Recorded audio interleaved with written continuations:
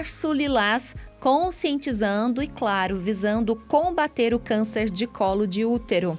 Doutora Renata Rigota, boa tarde para você. Ela que é ginecologista, participando conosco ao vivo do Acontece desta segunda-feira. Seja bem-vinda, doutora. Oi, Mariana, boa tarde a todos que nos acompanham também. Grande abraço para a senhora, obrigada, viu, pela participação. Vamos falar com relação a esse tipo de câncer que eu vi que é bastante comum aqui no país entre as mulheres, né? Isso mesmo, Mariana.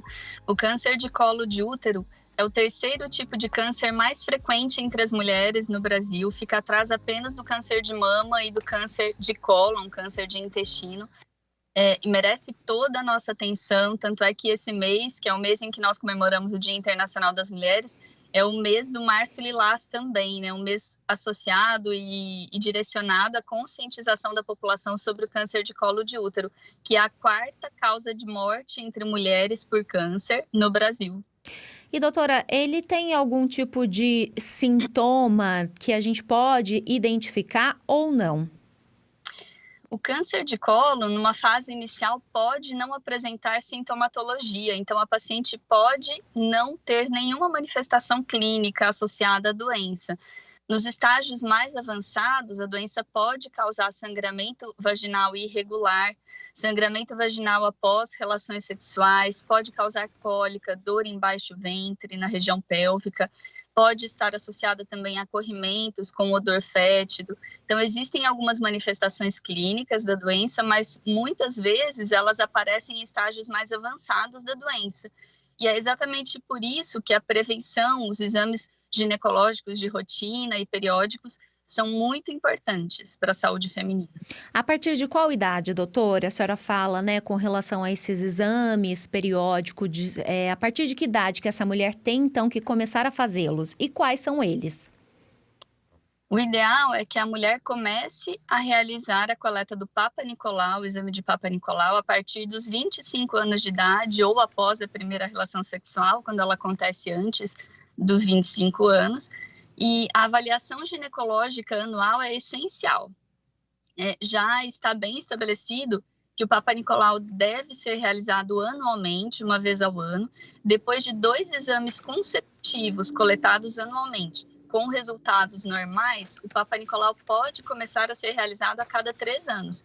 Mas mesmo assim é imprescindível que as pacientes passem por avaliação ginecológica de rotina pelo menos uma vez ao ano. Claro que a gente fala, né, sobre essa questão da prevenção e de como é importante que essas mulheres se cuidem. Aliás, a impressão que eu tenho, talvez a senhora também, é que as mulheres se cuidam mais do que os homens, já têm um pouco mais dessa consciência. Mas muitas das vezes, os questionamentos mas por que eu desenvolvi o câncer de colo de útero? Tem alguma questão hereditária? Tem algum motivo em específico, doutora?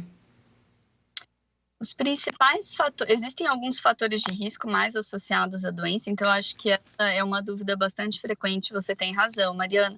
E é importante que todos saibam que existem alguns fatores mais associados ao câncer de colo, como, por exemplo, o tabagismo, início precoce da vida sexual ativa, elevado número de parceiros sexuais ao longo da vida. Mas o principal fator associado à doença, ao surgimento do câncer de colo de útero, é a infecção pelo papiloma vírus humano, que nós chamamos de HPV. O HPV é um vírus que tem a capacidade de permanecer quiescente no nosso organismo. Então, na maioria das vezes, depois do contato e do contágio pelo vírus, o organismo consegue debelar a infecção e o HPV deixa de existir no organismo da pessoa infectada. Mas algumas vezes o vírus pode permanecer quiescente no organismo da pessoa que apresentou contato com o vírus, e a manifestação mais tardia, em algumas situações, dependendo do subtipo do vírus que infectou a paciente, pode vir a ser o câncer de colo de útero. Ou seja, o principal fator associado ao câncer de colo é a infecção por alguns subtipos que nós chamamos de oncogênicos do HPV, que são os subtipos de alto risco, de alto grau. E doutora, já faz um tempo que a gente ouve falar com relação à vacinação, né, contra o HPV. Tem vacina para isso. E quando essa vacina começou a ser divulgada, inclusive com a possibilidade das meninas se vacinarem, teve muita polêmica com relação a isso. Eu acredito que a senhora, melhor do que eu, acompanhou todo esse processo, né? Até dessa popularização, porque agora é algo que eu acredito que faz mais parte do dia a dia dessas mães que fazem o acompanhamento das meninas. Mas, a princípio, quando veio esse anúncio dessa vacina, numa idade, assim, relativamente jovem, né, a partir dos 9 anos, se falou muito sobre isso e teve um certo preconceito, não? Sim, num primeiro momento foi uma notícia que causou um impacto.